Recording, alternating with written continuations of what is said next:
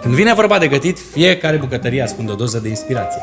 Împreună cu Lidl am plecat într-un tur al bucătăriilor din România să găsim și să strângem această inspirație. Să vedem cum se joacă românii cu ingredientele.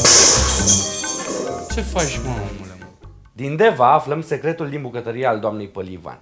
Cel mai mult și cel mai mult gătesc ciorbițe. Să fiu mai exact, ciorbe de legume. Îndrăznesc să spun că este preferata soțului. Da, bineînțeles, aveți dreptate. Și care mai exact este secretul? Consider că secretul este adăugarea de verdețuri la finalul fiecarei ciorbițe în funcție de ingrediente. Pun fie pătrunjel, tarhon, mărar sau alte ierburi aromate. Observ că mai degrabă pentru dumneavoastră verdețurile au devenit ingrediente principale. Da, pot să spun că este ingredientul secret. Vă mulțumim foarte mult pentru secretul împărtășit, doamnă Pălivan, și spor la gătit. Cu mare drag, vă mulțumesc!